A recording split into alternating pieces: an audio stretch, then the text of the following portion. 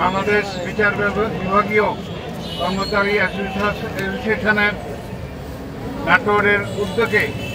আজকের এই প্রতিবাদ সভার কর্মবিরতি সভার নাটোর ইউনিটের সম্মানিত সভাপতি সাধারণ সম্পাদক সহ অন্যান্য সাধারণ কর্মচারীবৃন্দ, সাংবাদিকবৃন্দ, বিচারপ্রার্থী জনগণ, আসসালামু আলাইকুম। আপনারা আজকে আপনাদের যে ন্যায্য দাবির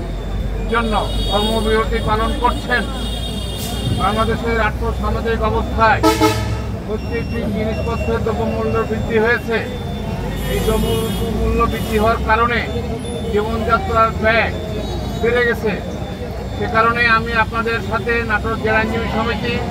আপনাদের ন্যায্য দাবির সাথে একতা ঘোষণা করছি এবং আপনারা সুশৃঙ্খলভাবে আপনাদের এই কর্মবিরতি সম্পন্ন করবেন এই প্রত্যাশা রেখে আগামীতে আপনাদের পাশে থাকার অঙ্গীকার করে আমি আমার সংক্ষিপ্ত বক্তব্য শেষ করছি।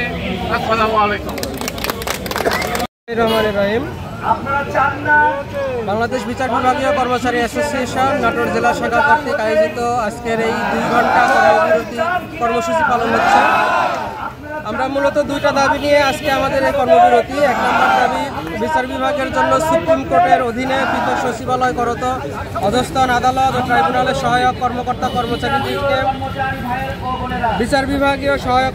কর্মকর্তা কর্মচারী হিসেবে বাংলাদেশ জুডিশিয়াল সার্ভিস স্কেলে বেতন ভাতা প্রদান এবং 2 নম্বর দাবি, বাংলাদেশ জুডিশিয়াল সার্ভিস কমিশনের অধীনে অধস্তন আদালত ও ট্রাইব্যুনালের সহায়ক কর্মকর্তা কর্মচারীদের নিয়োগ, ব্লক পদ বিলুপ্ত করে যুগোপযোগী পদ সৃজন সহ যোগ্যতা ও জ্যেষ্ঠতার ভিত্তিতে পদোন্নতির সুযোগ রয়ে স্বতন্ত্র নিয়োগ বিধিমালা প্রণয়ন।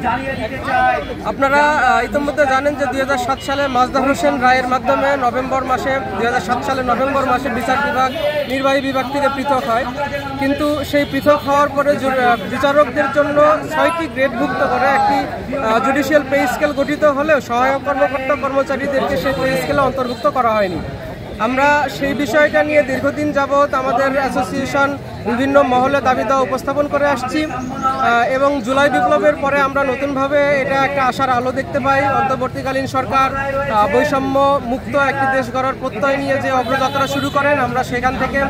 নতুনভাবে আমরা আমাদের দাবি দেওয়া নিয়ে সোচ্চার হই এবং উল্লেখ্য যে আমরা 2018 সাল থেকে বিভিন্ন মহলে সরকারের উচ্চপদস্থ সকল পর্যায়ে যারা দায়িত্ববান আছেন সকলের কাছেই আমরা বিভিন্ন সময় স্মারকলিপি সহ বিভিন্ন কর্মসূচি প্রদান করেছি এবং তারা আমাদের দাবির সাথে যৌক্তিকতা তারা একমত পোষণ করেন যে আমাদের দাবি অবশ্যই যৌক্তিক, কিন্তু আমরা আসলে দৃশ্যমান কোনো অগ্রগতি বুঝতে পারছি না। সর্বশেষ গত আমরা বিভিন্ন জেলায় মাননীয় চিফ জাস্টিস মহোদয়, মাননীয় আইন উপদেষ্টা মহোদয়কে আমরা বিভিন্ন সময় স্মারকলিপি প্রদান করেছি এবং তারাও আমাদের দাবির সাথে একমত পোষণ করলেও অদ্যাবধি আমরা কোনো আমাদের দাবির অগ্রগতি সম্পর্কে আমরা কোনো অগ্রগতি পাইনি, যার ফলশ্রুতিতে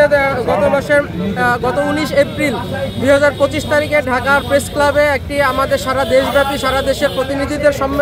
সহযোগিতায় একটি সম্মেলন অনুষ্ঠিত হয় এবং সেই প্রেস ব্রিফিংয়ে আমাদের কেন্দ্রীয় সভাপতি মহোদয় আজকে 5 তারিখ অর্থাৎ এই 5/5/2025 তারিখে 2 ঘন্টা কর্মবিরতির একটা কর্মসূচি ঘোষণা করেন এবং আমরা সেই কর্মসূচি অনুযায়ী আজকে 2 ঘন্টা কর্মবিরতি পালন করছি সকাল 9:30 থেকে সকাল 11:30 পর্যন্ত এবং এর পরবর্তীতে আমাদের কেন্দ্র থেকে আমাদের দাবি আদায়ের লক্ষ্যে যেই কর্মসূচি ঘোষণা করা হবে আমরা নাটোর জেলা শাখা আমাদের কেন্দ্রীয় কমিটির ঘোষিত কর্মসূচি সর্বোচ্চ সচেষ্টভাবে বাস্তবায়ন করবো ইনশাআল্লাহ। ধন্যবাদ। বাংলাদেশ বিচার বিভাগীয় কর্মচারী অ্যাসোসিয়েশন নাটোর